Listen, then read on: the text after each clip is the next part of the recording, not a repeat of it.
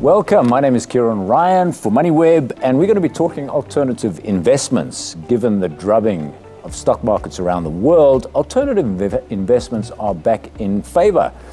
These are investments that are not correlated to markets, but they do require a certain patience and a certain tolerance for risk.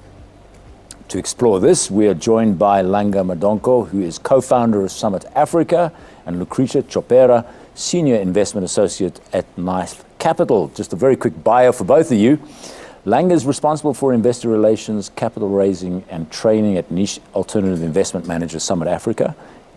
He has over 14 years experience in financial services and management consulting, and he's deputy president of the Association of Black Security and Investment Professionals, as well as being a member of the Southern Africa Venture Capital and Private Equity Association, or Savca. That's quite a mouthful. Langa, welcome. Thank you. Lucretia is a CFA Level 2 candidate with a BSc Honours in Economics from the University of Zimbabwe. And she has an MBA from Wits Business School. She's collaborated with over 60 venture capital early stage businesses in the SADC region, originating 14 private equity deals totaling over $80 million, and successfully led 9 exits with a combined $150 million in value. Welcome to both of you. Thank you. Nice to Okay, so let's start. Langa, if I can start with you.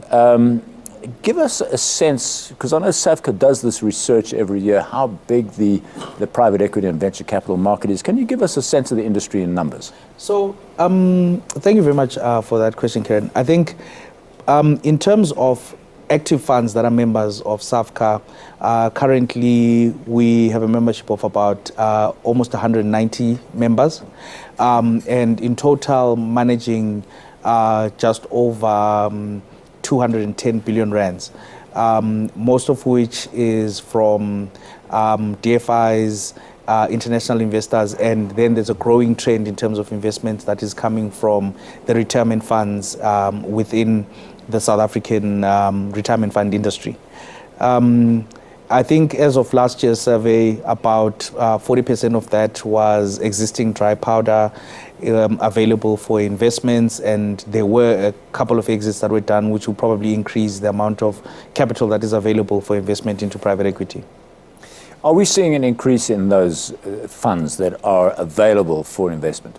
So I think with regards to investment by local investors, there's a growing appetite from the pension fund space. I think historically you'd have heard that retirement funds were under less than 1% in terms of their investment into private equity at about 0.3. That number has steadily picked up, and we're seeing a lot more pension funds starting to make inquiries about investment into private equity infrastructure, and some are trying to now start figuring out how they play a role in terms of venture capital. But if we look at it from international investments into the space, I think gradually that has come down somewhat, mainly because I think there have been more attractive opportunities historically that have emerged within their local economies. And then also I think we've suddenly found ourselves, from a South African perspective anyway, being a lot more favorable also, and a few DFIs are starting to, international DFIs in particular, are starting to look at South Africa as a potential investment destination through private equity as an instrument to deliver the capital to the investments. Okay, Lucretia, from your position, are you seeing increased flows into the space? Yes, yes, and like as Langa pointed out, the market has turned somewhat in more recent months, but overall, if we look at where the industry was, particularly for VC 5 years ago, we're seeing a lot more flow into unlisted space, not just in South Africa, but across Africa, mostly driven by, I think there's a general realization globally that VC and innovation has a critical role to play in terms of driving the financial inclusion, which is critical for economic growth in Africa. So we saw over 2 billion, for example, coming in into African VC space, 50% of which was from fintech for fintech related investments. There used to be a kind of a theory, I don't know if that still exists in the venture capital space, is that if you make 10 investments, 2 of them will be blowouts, they'll be fantastic. 5 of those will probably be okay, and 3 of them will be washouts. Is that still true? Yes, I think VC definitely is a portfolio play. It's also a long play. So I think that's where the reluctance was. It's not very liquid. You have to look to between 5 and 10 year horizon.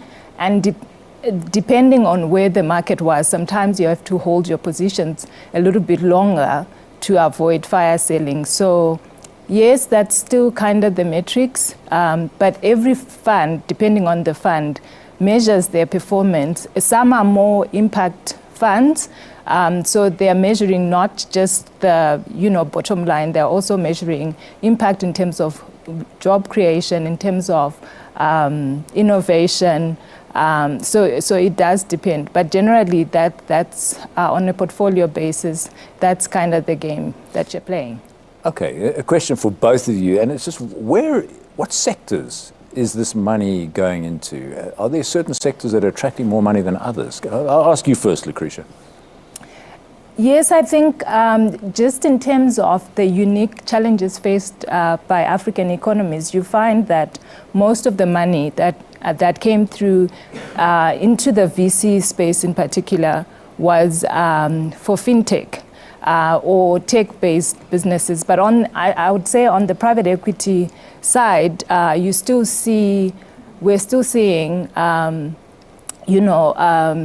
other strategic plays from private equity players where they invest into more traditional spaces, energy, for example. But a lot of the funding, I think, was driven by tech-enabled businesses, whether it's into healthcare, into any SaaS-driven opportunities, I think drove most of the investments. Langa, what's your experience? Yeah, I think in my experience, a lot of capital, yes, is being formed within the energy space. I think, yeah, as Lucretia has said, everybody's trying to take advantage of the demographic dividend in the African landscape and the potential for those sectors. I think you are also seeing a big investment into what are impact sectors. So we're seeing the formation of funds that are focusing on food security. We're seeing the formation of funds that are focused on delivery of healthcare, education. Thematically now, there's also a growth in funds that are focused on water, sanitation, and that entire value chain. And then also, I think we're also seeing again, continued investment into fintech, financial services, everybody understanding the importance of being able to move money and to transact and what that does. And I think we're also seeing a greater emphasis amongst investors on saying, don't just show us the bottom line that comes with these businesses, but show us the social uplift, show us the jobs, show us the impact that you're having in the communities and how these businesses are benefiting them, show us how we are also being an enabler for other small businesses to benefit within those communities. And those are the spaces where the greatest amount of capital is flowing to. Yeah, and if I may just add also, just in the logistical space, I think infrastructure investment, whether it's digital on the telecom side or just delivery, enabling delivery and fulfillment. There's also been a lot of investment in that across Africa, not just South Africa. All right, so this great infrastructure boom that has been talked about all over the planet, it's not just in Africa, that's attracting a lot of investment. And I guess healthcare and food security, you mentioned that. Mm-hmm. Those are 3 of the big themes? Definitely they are, and I think it's more out of necessity than anything else. I think COVID and the need for social distancing required that fulfillment be done in a way that wasn't sort of necessary before in Africa. And we are also seeing a lot of the informal sector being brought in because of financial inclusion and more investment in that space. The cost of processing financial payments has come down, and so that's bringing in a lot more players from the informal sector. But I think what's still lagging behind, in a sense, is just enabling that fulfillment and making sure there's supportive infrastructure to allow for that. So we are expecting that trend to continue in terms of building up of the infrastructure, because there's still a lot of opportunities in that space. All right. Langa, I mentioned in the intro that it requires a certain patience and risk tolerance in this particular field of investment. In many cases, you've got to wait 5, 7, even 10 years to get a return, right? Yeah. So this is not for the person who's a trader and he wants to go in and out quickly and make a quick profit. Is that changing? Are the time horizons still pretty much the same? Are they getting a little bit shorter? What's the experience there? So I think from an experience perspective in terms of time horizons, I think actually the timelines are getting longer. I think the global trend is a movement from closed-ended funds to open-ended funds, because I guess the majority of the capital that you're actually managing, if you're a private equity manager, is generally retirement funds, endowment funds who have a longer term horizon in terms of what they're looking for in terms of investments, right? They're always looking to match their assets and liabilities. So if you can find an investment that has longevity, that has growth, that can deliver a consistent yield to the investors while at the same time achieving capital appreciation, those are the type of investments that they like. I think from a South African perspective and an African perspective though, there is a need for longer tenured investments, because I think time to maturity of some of the investments that we make is actually longer in Africa, because many of the industries that we're investing in real terms compared to the developed world, are nascent, and there's more that you can do to gear up the type of returns. And definitely if you're someone who's trading, this is not necessarily the space for you, because liquidity is one of the constraints that they speak about, and ultimately for that inherent illiquidity is where you get the additional uplift in value that one is looking for from an investment perspective. Right, just a reminder to people who are listening in, if you want to send questions, send them to events@moneyweb.coza. That's events@moneyweb.coza. Langa, I want to stay with you for a minute and just talk about the type of due diligence that you would typically do when you're evaluating a company. I mean, particularly with a VC company which hasn't got a trading record. You know, you're dealing with a spreadsheet which is entirely hypothetical, and these spreadsheets can be made to show anything. How do you make a decision on a project? Is it you're looking at the people involved, the management, or the technology, let's say, if it's technology-based? So I think in our due diligence, the first consideration is always going to be people. I think you're always more than the horse backing the jockey, and an ability for management to show that they've got a grasp of what is their primary and core focus in terms of what they're trying to deliver is always going to be significant. An appreciation from the founders that they might not have all the core competencies, so that capacity to start to build teams that complement their skill set is also going to be something that is fundamental in terms of the due diligence. Then after that, I think it's an assessment of the market and the market opportunity. You also want to understand that the product that is being built, the solution that is being devised actually has a market that it serves, and what is the potential size of that market, and then you're also assessing, I think, time to market. How long does it take you to have something that is viable, scalable, and something that actually makes sense for you to take into that? And I think in many instances we do look at the financials, and then we don't take them with a pinch of salt, we take them with a whole bag of salt. Because I think entrepreneurs, a good game. Yeah. Lucretia, is it the same for you? What's your due diligence process? Yeah, due diligence is definitely a critical part of our investment process. What we do is, during the first conversation, you are definitely assessing who you are backing, and there needs to be alignment with the founder's vision. We need to also buy into the vision, particularly for us in VC, because it's very early stage. So sometimes it's difficult to actually know with certainty whether something's going to pan out the way it planned. Where we struggle, where we find sometimes we struggle, we might love the tech, and the tech DD report might come back great, but valuation, sometimes there's a discrepancy, and that's where the financial modeling comes in, and where, you know, there's often a bit of a tug of war with founders to make them understand which multiples we can enter the investment with, because with us, we always look at the potential exits during the DD part of the process. So the exit multiple is a part of the consideration. We begin with the end in mind, essentially.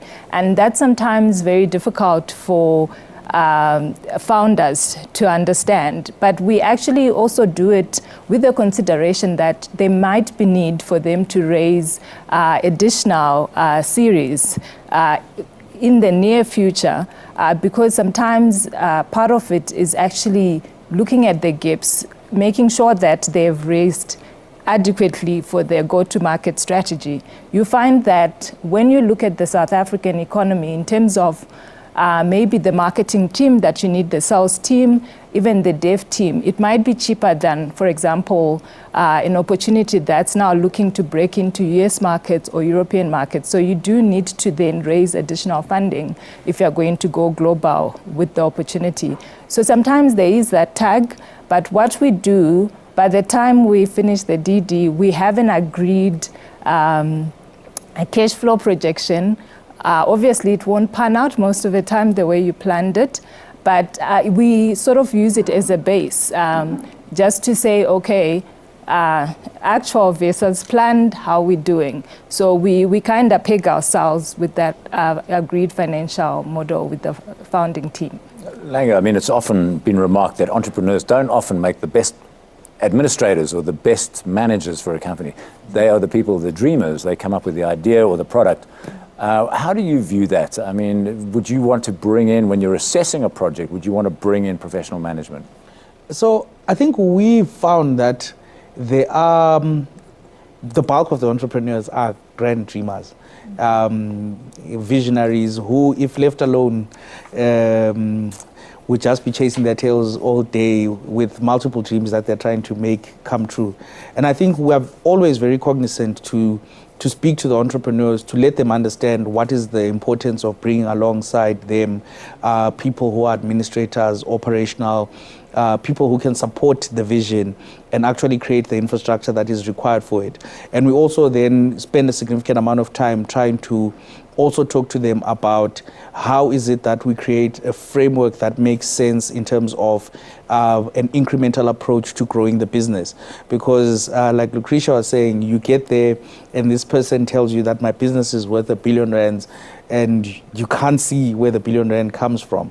But incrementally, you start to tell them that, look, we need to make sure that we have a governance framework that makes sense. How are we constituting your board?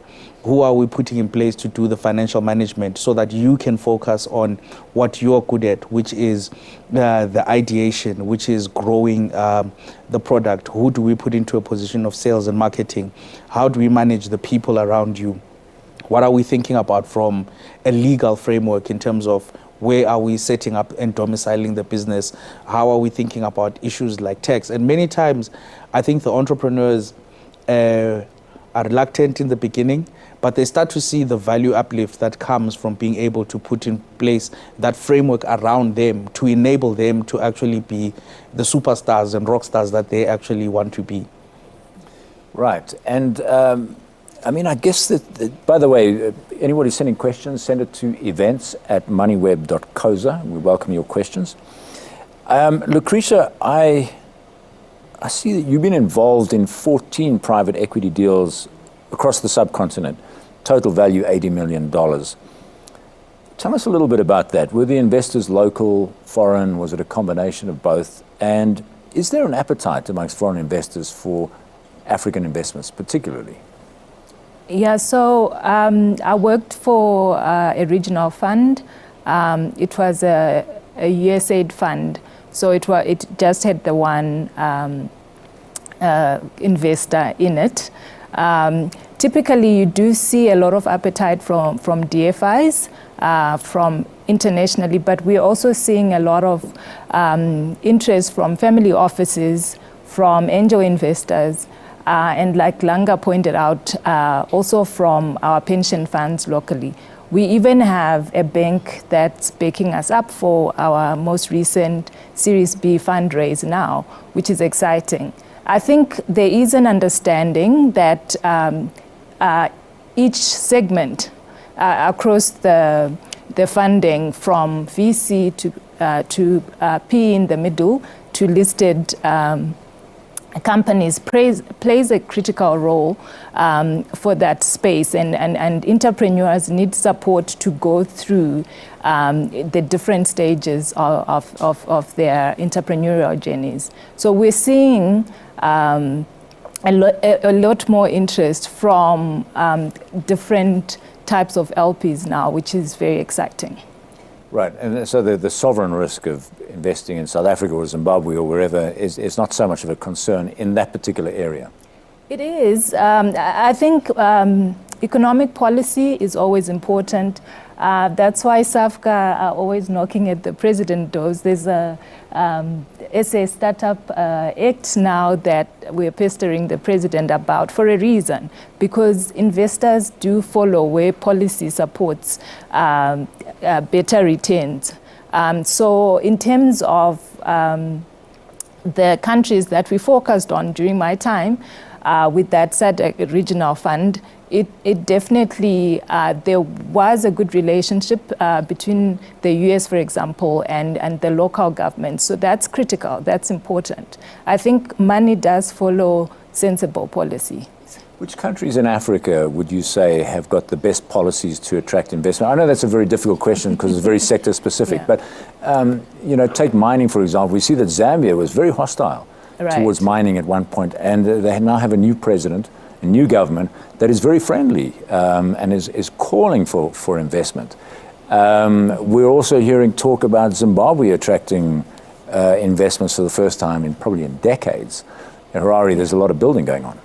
I think that's the biggest challenge with investing in Africa. It's policy consistent. So the idea for administration is to make sure that it carries over progressively from one president to the next, not the policy reversals that we typically see with African, with typical African political parties. I think the idea is to progressively making sure that your policies are consistent, because obviously international investors are looking out for that. Luckily, I think for Africa, there is a market that almost exists separately from the politics, from just all the other dynamics. For example, we saw Nigeria leading in terms of capital flows over a very difficult COVID period. We saw flows into Nairobi, into Egypt, Senegal also last year. South Africa, thankfully, was also in there. So, that's what you want to see. You want to make sure that as much as possible, you're lobbying your governments to actually just implement policies that attract investment, not the reversal. Langa, did you want to add to that? Yeah, I think if I am brutal about it, people will do business anyway. They will sometimes do business in a place where there's war because of certainty. It's not necessary that anyone is looking for policy that is always pro-business. They're just looking for certainty. You want to know the rules by which you're playing. And I think that has been one of the things that has hampered particularly investment into our country, that consistently we come up with great policy. The implementation is what everybody struggles with. And the frequency of change is also what everybody struggles with. So I echo the same sentiment that Lucretia was making, that we do want to go to the places where business is incentivized, but we do want to go to the places where we know that this is the rules along which we're playing. I think it's always one of the things that we bring up when we talk about transformation in South Africa, that many times investors are uncertain about what the BEE framework is. And everybody has always argued that it's because people don't want to cooperate. But China came out with a policy and said all businesses shall be 51% owned. There's no room for compromise, there's nothing. And the certainty allows international giants that have grappled with whether or not to come to South Africa to participate in that economy. So I think ultimately all everyone is looking for is certainty. Yeah, even if you have to give up 51% of your ownership, companies are prepared to do that if they know that's fixed and it's not going to change. Yeah, exactly. All right. There's a question coming in here from Joseph.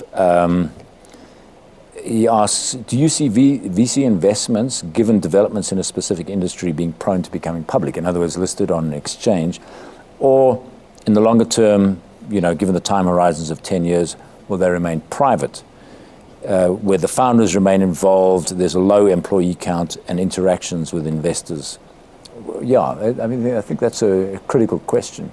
Yeah, that's a very good question, Joseph. So I think by its very nature, VC and listed markets don't go hand in hand because, first of all, it's a long play. So it cannot be driven by market sentiment. So you find that sometimes there will be failures. Like you said earlier on, sometimes out of a portfolio of 10 businesses, 5 might not make it because it's early stage, it's very high risk by its very nature. So if it's on a listed market where value is driven by market sentiment, that's going to cause a lot of volatility. So by its very nature, I think because it's early stage, it requires very patient capital. So no, I wouldn't support VC. Maybe it's been tried with private equity, but it also didn't quite work because, initially the private equity funds that listed on the JSE where, the valuations were even at a premium to book. But that quickly got reversed, not because there was a problem with the underlying asset, because of just market sentiment. And overall, that's really not how you want to balance your portfolio in private equity funds and in VC. So I would say I think it's unlikely, but you don't want to say never. People are becoming very innovative these days. But particularly for VC, I don't know, Langa, what do you think? It's yeah. Yeah, so I think the global trends, and even in a South African perspective, companies are staying private longer. Amongst the numerous constraints that people speak about is the burden of listing, from everything from reporting to the fees that are charged, the number of service providers that you require to remain listed. The second aspect I think many people are discussing about whether or not to list is also on, as Lucretia said, market sentiment versus time to, can I call it fruition? So most of the businesses don't necessarily need the additional pressure of having to benchmark themselves on quarterly performance when actually it's a 5, 7, 10, maybe even 15-year play. And founders, private equity practitioners alike are seeing that in the unlisted space, you do have the patience, you do have, for lack of a better term, the privacy to be able to implement all the things that you need to do in order for you to build the entity and the enterprise of the future that you're trying to build. I think ultimately, though, one must always be cognizant of the fact that the stock markets themselves offer a very attractive route for exit for private equity and also in some instances for venture capital alongside things like trade sales and so forth and so on. And I think there will always be room for it, but it's always going to be about the right time to do it. And I think we're also seeing in the local context, a lot of the businesses that listed are delisting because there's also a growing pool of capital in the unlisted space, and that's becoming a lot more attractive to them. Also, there's the active participation of the private equity and venture capital managers in assisting you to grow. That is more attractive than the, shall we call it, passive capital that you get from the listed exchanges. Lucretia, a question for you. How do you scout for deals? Do you have a network of scouts, or do they come to you because they know that you've got money and they're looking for money? So I think we do scout for, you can't just sit back as a VC. There's now increased competition. So the reason why we do this, you network, you're out there and making sure, the knife name is known and recognized in the market. Your track record speaks for yourself. Sometimes we're invited to cap tables where there are other investors that know us, that are friends of Knife, that will invite us to co-invest with them. So your track record is a good deal flow source.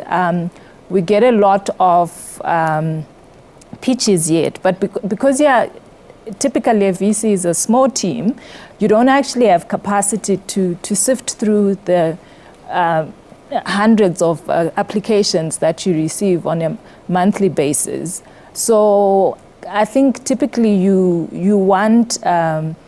tend to focus on the deals that are referred to you.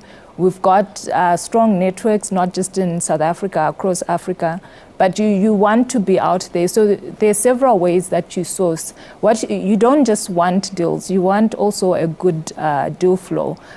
For Knife, we do have Grindstone and Grindstone Ventures as well, which also is an entrepreneurship program where we train our own entrepreneurs. We help them with creating a properly structured data room.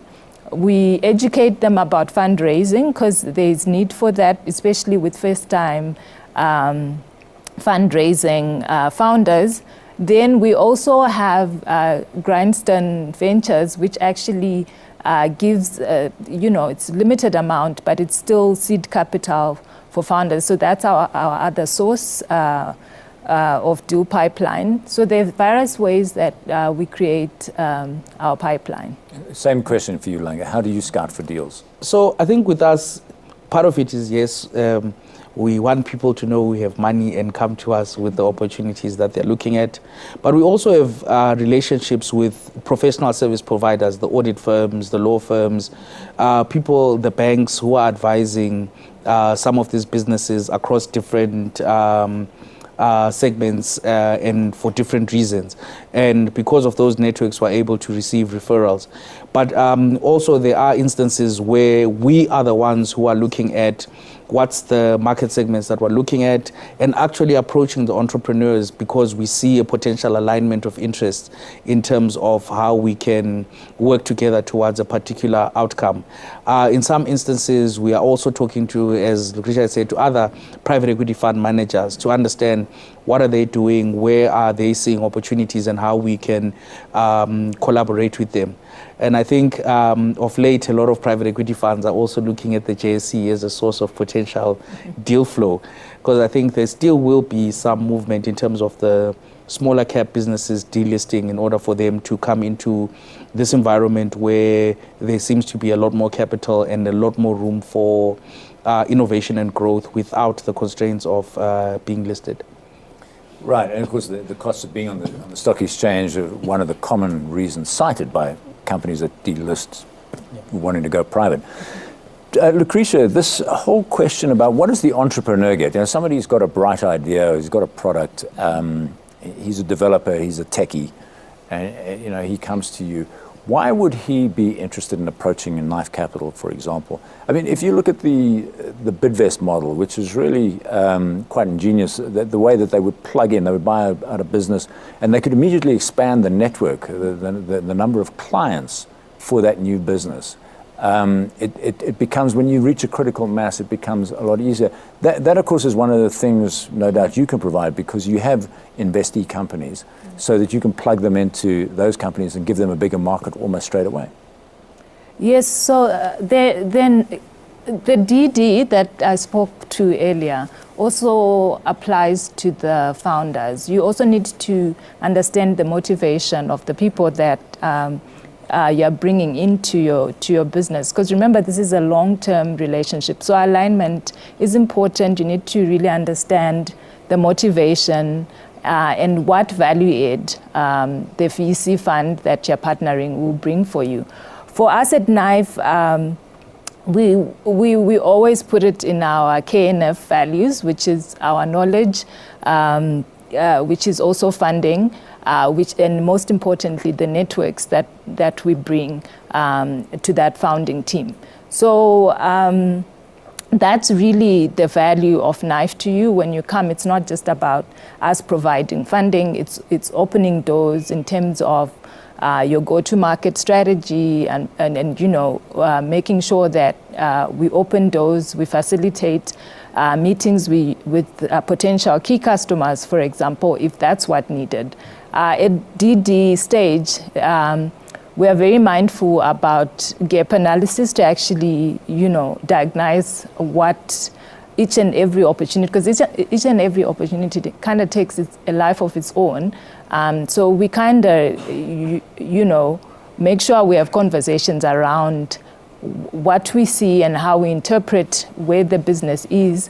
And then we come up with a 12-month strategy for the business to say, this is where we see you are. These are the milestones that we think we can achieve in the next 12 months. And so there is that agreement with the founding team to say this is, the gaps that we see. And if we are aligned, then we go ahead. We don't just come and say we're going to give you funding, because they definitely, in terms of support, especially in volatile markets, they need more than just funding. I would imagine that valuing a business which hasn't really been tested in the market or hasn't grown is quite difficult. It's a bit like the Shark Tank process, where somebody does a 10-minute pitch, and the billionaires behind the desk, they say, yeah, we'll buy 15% of that for $150,000. I mean, how would you value something that hasn't been tested? So if it's pre-seed, I think we do encourage, first of all, entrepreneurs to bootstrap as much as possible. And then we also use other instruments like safe agreements that delay the actual valuation process, where we are not too sure we can come to an agreement. Because sometimes we do like the opportunity, we do like the team, we see where we can add value. But in terms of actually coming up with a valuation, sometimes it's just too early. So we use safe agreements, we use convertible notes sometimes, just to make sure we're delaying that until we have more visibility.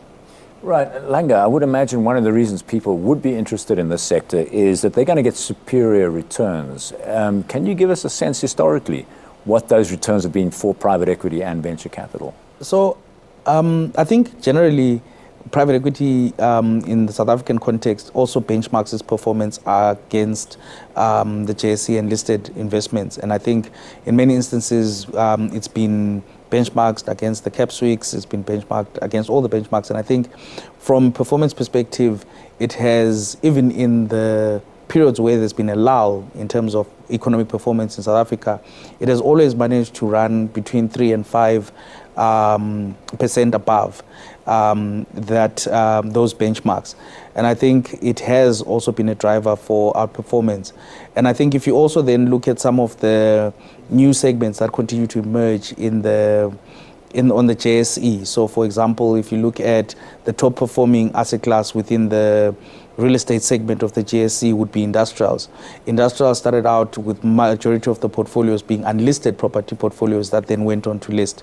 If you look at now one of the fastest growing segments, I think some of the listed entities are now starting to play in that space, which is hospital property or hospital infrastructure.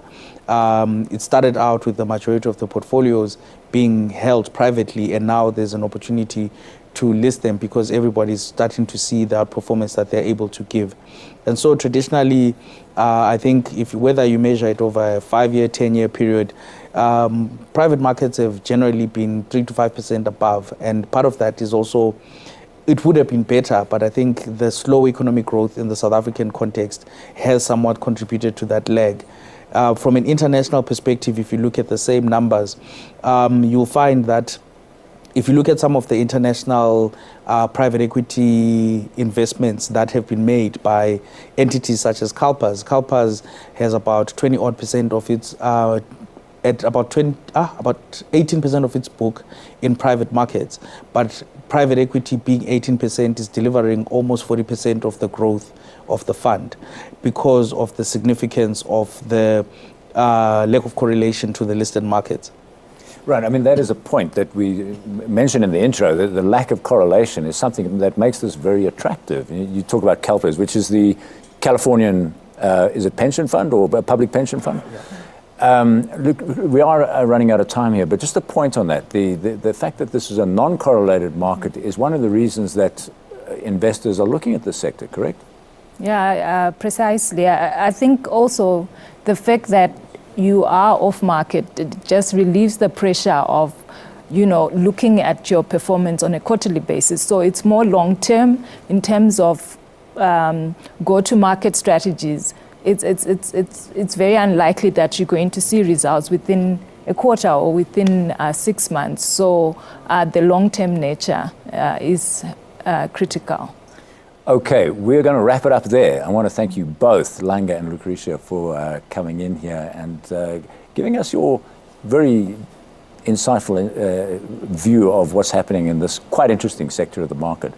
And I'm sure people will start to look at it a little bit more thoroughly as a result of that, particularly the fact that it's not correlated to the market, that there is growing attraction from outside South Africa. And there are sectors here which are that we've been talking about, where infrastructure, healthcare, food security, which are very attractive for investors. But you got to be in it for the long term and be patient, because it's not going to be a quick return, right? Thank you so much, Ciaran. Thank you both.